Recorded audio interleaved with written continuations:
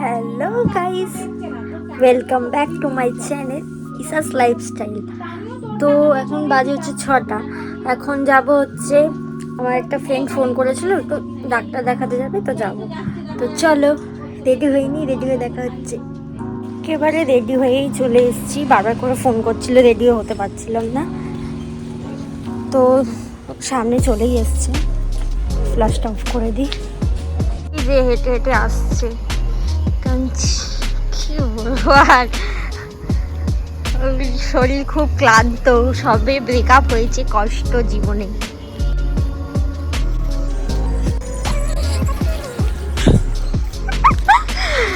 ঢক ঢক করতে করতে আসছে। কি চালু করবো না বল, তুই মরবি না। আর দুজনেই সেম সেম লিপস্টিক পরেছি আজকে, পিঙ্ক পিঙ্ক লিপস্টিক, দুজনেই সেম সেম। মুখটা তো চকচক করছে। এখন যাচ্ছি স্টেশনের দিকে, হেঁটে হেঁটেই যাচ্ছি। আবার কি 10 টাকা করে যাবে। চলো স্টেশনে গিয়ে দেখা হচ্ছে।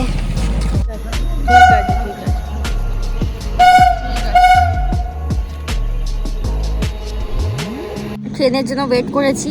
জগদ্দল হচ্ছে এমন একটা স্টেশন যেইখানে ট্রেন দাঁড়াতেই চায় না।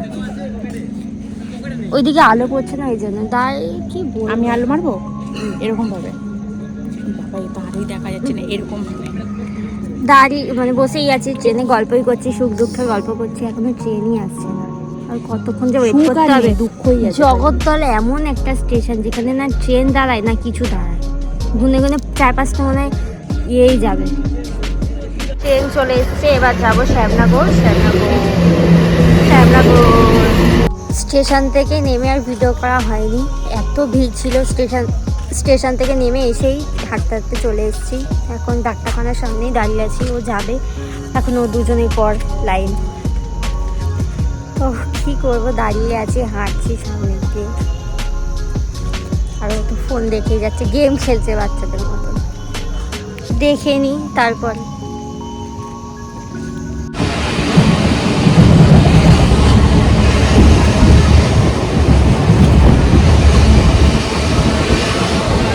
ডাক্তার দেখিয়ে বেরিয়ে আর ভিডিও করা হয়নি, কারণ ডাক্তার দেখতে দেখতে সেই 6টায় গেছি, 9টা বেজে গেছে, তাও ডাক্তার দেখেই যাচ্ছে। একটা মানুষকে 1 ঘন্টা ধরে দেখে। বেরিয়ে আর ভিডিওই করা হয়নি, কি বলবো। আর এসে স্টেশন থেকে ডিরেক্ট ট্রেন ধরলাম, সঙ্গে সঙ্গে ট্রেন ধরে চলে এসেছি। এখন জগদ্দল স্টেশনের এখানে ফুচকার দোকানে এসে ফুচকা খাবো।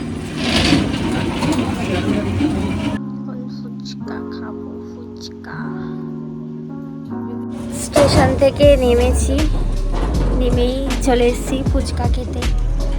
ফুচকা খাচ্ছে, আমাকে ফুচকা খেয়ে বাড়ির দিকে যাবো, ও ওর বাড়িতে চলে যাবে।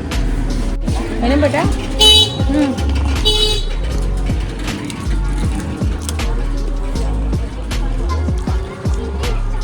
আমাকে একটু টক জল দেবে, হ্যাঁ।